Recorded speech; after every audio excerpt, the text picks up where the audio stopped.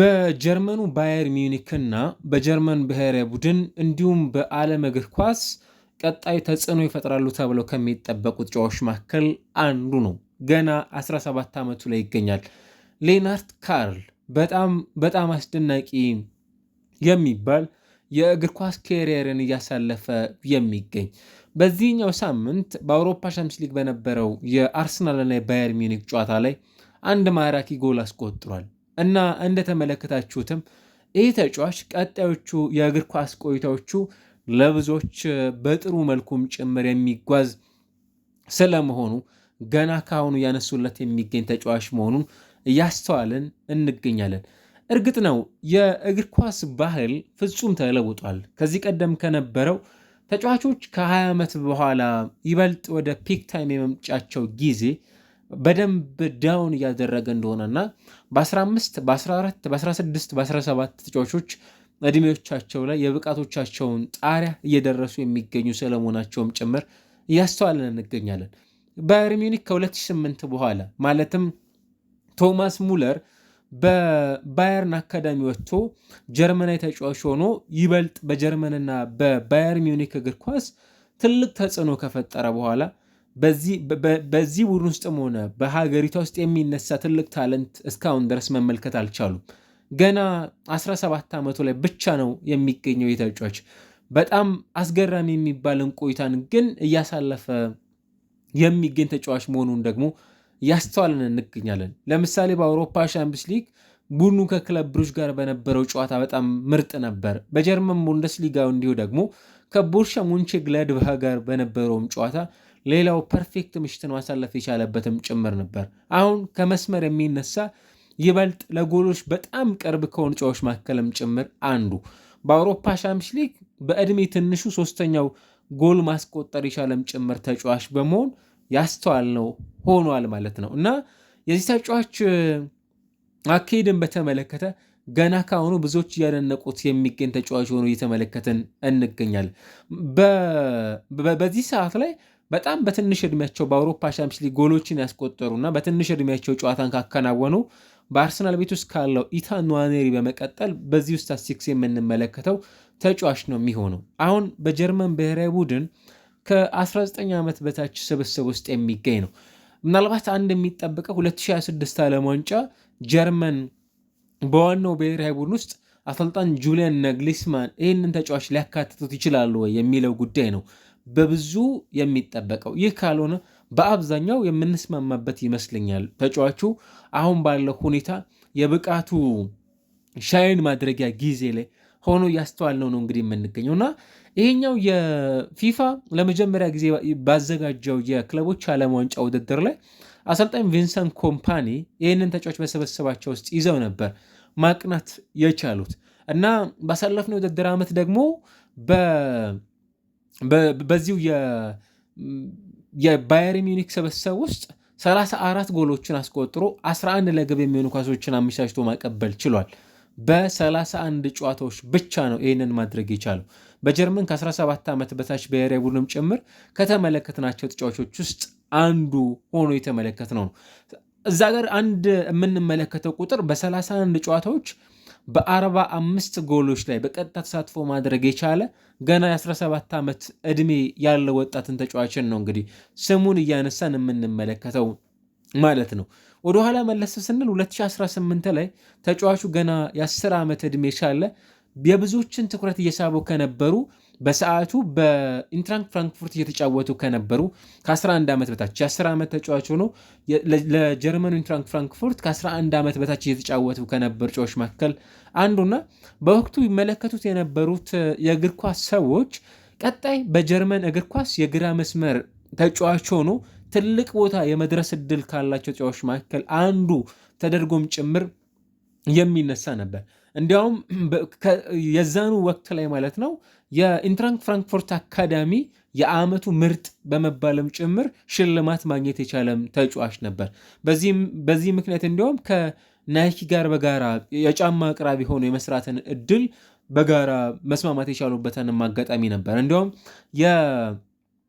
በዛ ወቅት ላይ የክለቡ ፕሬዚደንት ማለት ነው ፒተር ፊሸር እንዲሁም ደግሞ ስፖርቲንግ ዳይሬክተር የነበሩት ፍሬዲ ቦቢክ በተቻለ መጠን ይህንን ተጫዋች ለ45 ደቂቃዎች ሲያነጋገሩትም ጭምር ቆይቷል። አንዱ ይነሳ የነበረው በሰዓቱ በ2017 አካዳሚያቸውን ከዛ በፊት ከተቀላቀለ በኋላ ከቪክቶሪያ አሻፈንበርግ ጋር ማለት ነው ተጫዋቹ በጣም ትልቅ አቅም እንዳለው እና እንደ ባየርን ያሉ ክለቦች እንዲሁም በጀርመን የሚገኙ ሌሎች ቡድኖች ምናልባትም ቦሩሲያ ዶርትሙንድ በዚህ ደረጃ ልናነሳቸው የምንችላቸው ክለቦች አሉ ይህንን ተጫዋች እንደሚፈልጉት እና ገና 14 ዓመት ተጫዋች ሆነው ነው ባየር ሚዩኒክ ይህንን ተጫዋች መመልመል የቻለው ማለት ነው።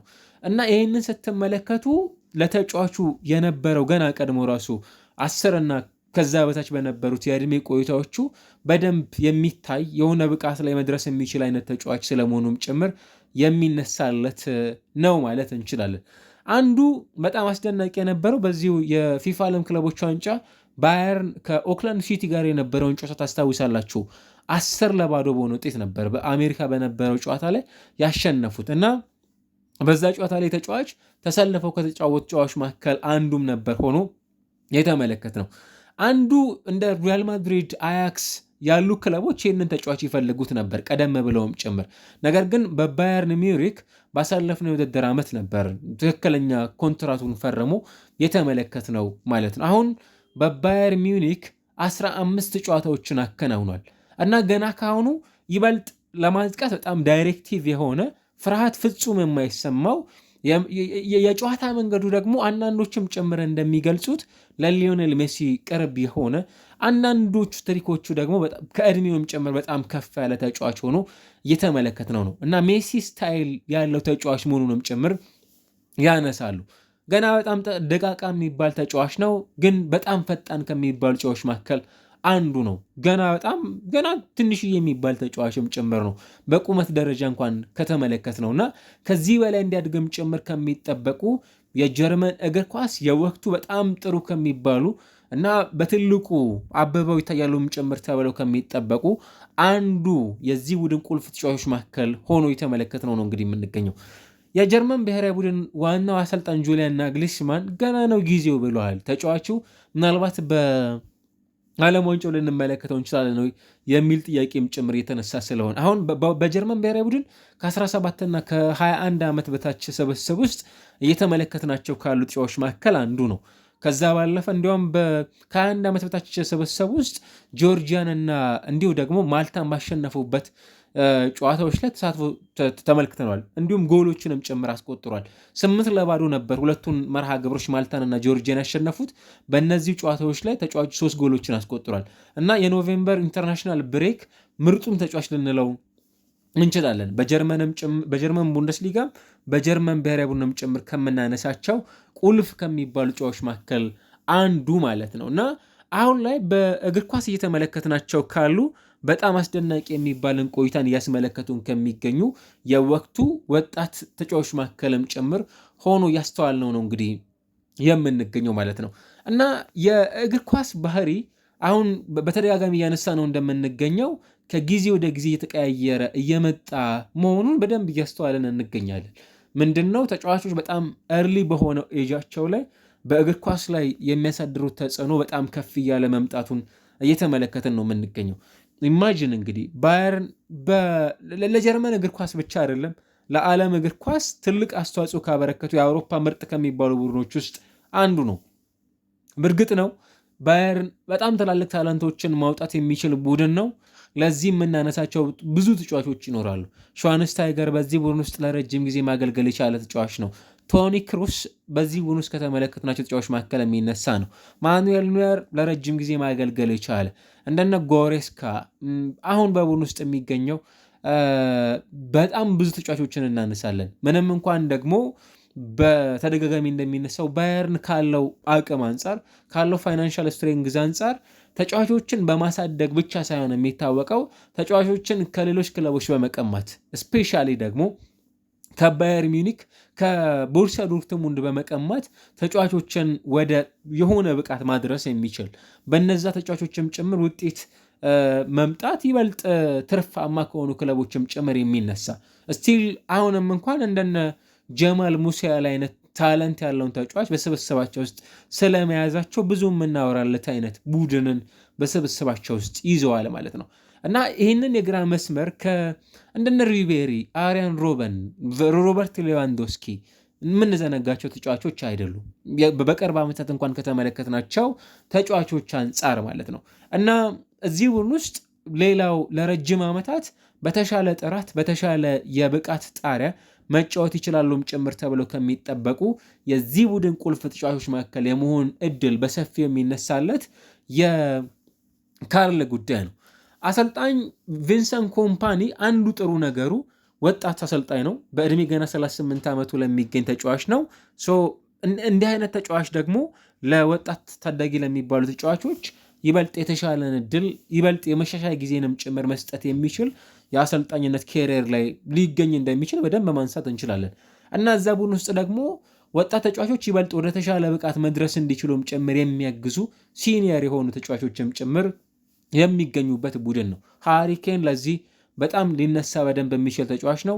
ሐኪሚ ሌላው በጀርመን እግር ኳስ ከሳዩ በጣም አስደናቂ ከሚባሉ የዛ ቡድን ቁልፍ ተጫዋቾች መካከልም ጭምር በትልቁ ሊነሳ የሚችል በዚህ ቡድን ውስጥ አለ እና እነዚህ ተጫዋቾች ባሉበት ቡድን ውስጥ የዚህ ተጫዋች እድገት ምን ሊሆን ይችላል የሚሉ ጥያቄዎችን ልናነሳ የምንችለው ተጫዋቹ የእግር ኳስ ኬሪየሩ ከዚህም ጭምር ከፍ ማለት እድል በሰፊው እንዳለው እየተመለከት ነው የሚገኝ ተጫዋች ነው።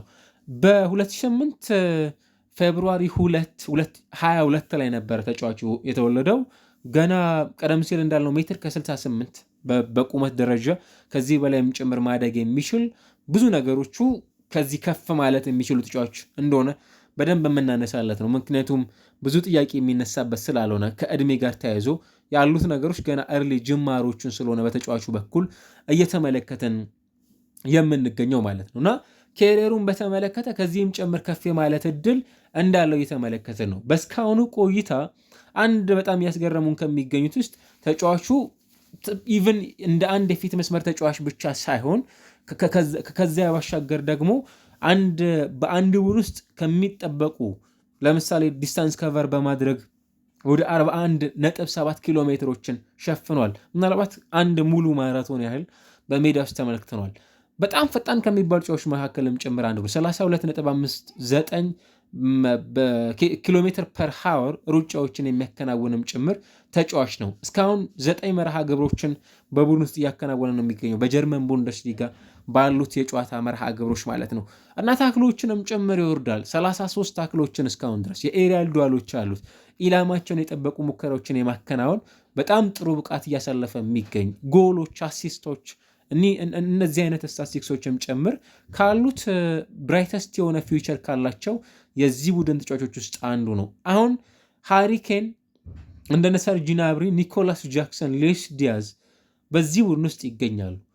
እንደዚህ አይነት ተጫዋቾች ባሉበት ሂደት ውስጥ ነው እንግዲህ የመጀመሪያ ተመራጭ የመሆንን እድል እያገኙ ከሚገኙ የዚህ ቡድን ቁልፍ ተጫዋቾች መካከልም ጭምር ሆኖ እየተመለከት ነው የምንገኘው ማለት ነው። በጣም ብዙ ተጫዋቾች ይነሳሉ እንግዲህ በዚህ ውድድር ዓመት በትንሽ እድሜያቸው ምናልባትም ከዚህ የተሻለም ጭምር የመሆን አቅም አላቸው ተብለውም ጭምር ከሚጠበቁ ተጫዋቾች መካከል አንዱ የሆነ ማለት ነው። ከነዛ ውስጥ አንዱ ሌናርት ካርል በባየርን ቤት ውስጥ እየተጫወተ የሚገኝ በጣም ጥሩ ጊዜን እያሳለፈ የሚገኝ ተጫዋች ስለመሆኑም እየተመለከትናቸው ካሉ ቁልፍ ተጫዋቾች ውስጥ አንዱ ነው ማለት ነው። እንደነ ራሱ ጀማል ሙሲያላ እንዲሁ ደግሞ በዚህ ሰዓት ላይ ስቲቭ ዊሊያን በቼልሲ ቤት ውስጥ የተመለከት ነው የምንገኝ ላሚን ያማል ሌላው በስፔን እንዲሁም ደግሞ በባርሴሎና የተመለከትናቸው ካሉ ቁልፍ ከሚባሉ ተጫዋቾች መካከልም ጭምር አንዱ ሆኖ ነው እየተመለከትን የምንገኘው። አሁን የጀርመን ቡንደስሊጋን በተለይም ደግሞ ባየርን በተመለከትንባቸው የጨዋታ መርሃ ግብሮች ውስጥ አንድ ልናየው የምንፈልገው ተጫዋች ይኖራል። ምን ጓጓለት ተጫዋች እንድናየው በጣም የምንፈልገው በተደጋጋሚ የቴሌቪዥን ስክሪናችን ላይ እንድንመለከተውም ጭምር የምንጠብቀው ተጫዋች እርሱም ይሄው ወጣት የሆነው ተጫዋች በዚህ ቡድን ውስጥ እናየዋለን ማለት ነው እና ስለ ወጣት ተጫዋቾች በተመለከተ ብዙ ሀሳቦችን እርሊ በመስጠት በጊዜ በመስጠት የተጫዋቾችን የእግር ኳስ ካሪየር ይበልጥ ወደ አልተገባ መንገድ እንዲሄድ ማድረግ እጅግ በጣም አስቸጋሪ ነው። ትክክልም ነው ብዬ አላስብም። ነገር ግን የእግር ኳስ አንዱ ባህሪ ደግሞ ይሄ ሆኖ የተመለከትን ነውና በጀርመን ከእኔ ከሜሱት ኦዚል በኋላ እንዲህ አይነት በጣም ጥራቱን የጠበቀ እንዲህ አይነት ተጫዋች ቡድኑ አግኝቷል ለማለት በጣም በሚያስቸግር መልኩ የተመለከት ነው የሚገኝ ተጫዋች ነው ማለት ነው። ስለዚህ የዚህ ተጫዋች ቀጣዮች የእግር ኳስ ካሪየሮች ከዚህም ጭምር ከፍ እንዲሉም ጭምር የማድረግ ኃላፊነት ደግሞ በማን ይገኛል? በአሰልጣኙ ቪንሰንት ኮምፓኒ ማለት ነው።